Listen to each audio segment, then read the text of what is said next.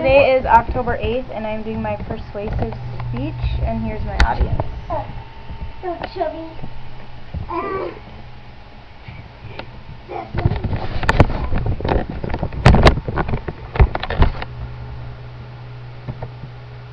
Have you ever witnessed a person who abuses the welfare system? My guess is that you have. Did it make you angry? It makes me angry. In order to get my current job, I had to take a drug test just to make sure that I am a responsible adult who doesn't engage in illegal activities. Yet the people who abuse the welfare system can do drugs, get free money, and get free food without being questioned. They can get arrested for doing these drugs and still receive their benefits. The welfare system in our country is constantly being abused, and in order to prevent that abuse, it should be a requirement for applicants to take a drug test.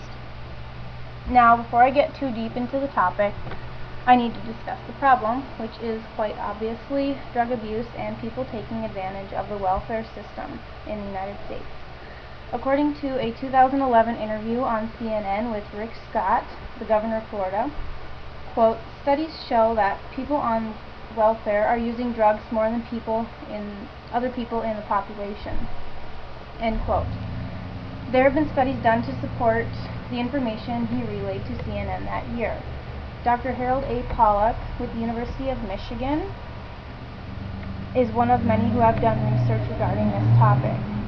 He has found that, quote, "almost 20% of welfare recipients report use of some illicit drug during that most recent year," end quote. There is a lot of information out there regarding the topic of drug abuse.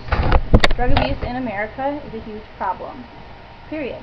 According to the annual survey on drug use and health conducted by the Substance Abuse and Mental Health Services Administration in December of 2012, quote, 22.5 million people used illicit drugs in 2011, end quote.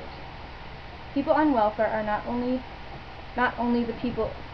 only people who use drugs, however. They are receiving benefits because they aren't able to provide for their families.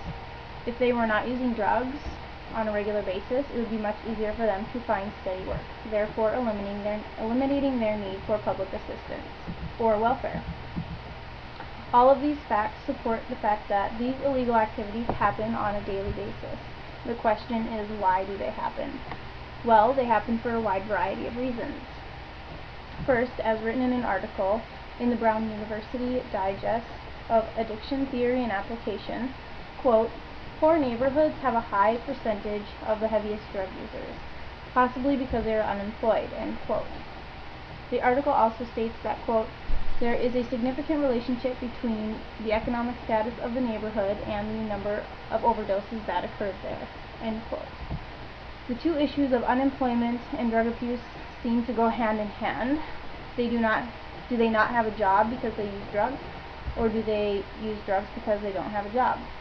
Many of these people who do not have jobs and abuse drugs have to receive some sort of public assistance in order to survive. It also seems that once people have hit the poverty level, it is hard for them to recover and get out of it.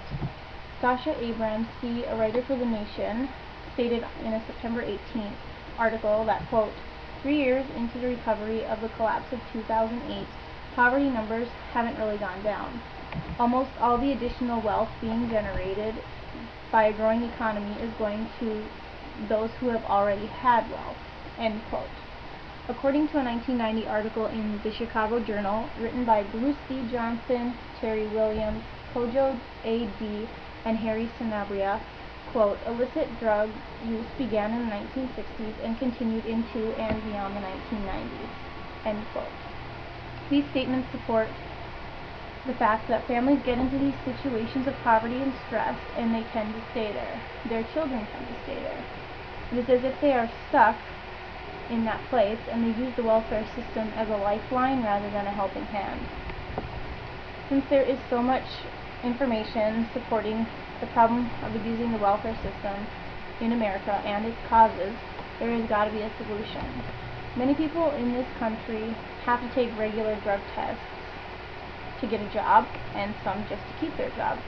Therefore, it is fair that people receiving public assistance or welfare take drug tests on a regular basis just to ensure that they are doing their part. Michelle L. Price with Deseret News in Salt Lake City, Utah, wrote an article about how their state has adopted a new law where welfare applicants are tested for drugs on a regular basis. The news station states that, quote, about 250 people who failed to meet the drug screening requirements were barred from receiving or applying for benefits for 3 months. This in turn saved the state of Utah more than $350,000 in benefits, end quote. That is a pretty good outcome for only 1 year, and it will also push those who did not meet the requirements to do so next time, thus reducing the number of people who use drugs. Senator Tim Schafer of Ohio made a statement to the Columbus Dispatch newspaper that supports this theory. He said, quote, "It is time that we recognize that many families are trying to survive in drug-induced poverty, and we have an obligation to make sure that taxpayer money is not being used to support drug dealers," end quote. He's right. By doing so, we are protecting the people on public assistance from the dangers of drugs, and we're also protecting taxpayer dollars from being used to pay for illegal drugs. Drug abuse is a huge problem in our country. Taking advantage of our public assistance programs and welfare is a huge problem in our country. These two issues go hand in hand. In order to get people back into the workforce, they need to be clean. Therefore, they should also need to be clean in order to receive public assistance or welfare benefits. The welfare system in our country is constantly being abused. In order to prevent that abuse, it should be a requirement that applicants take a drug test in order to receive benefits.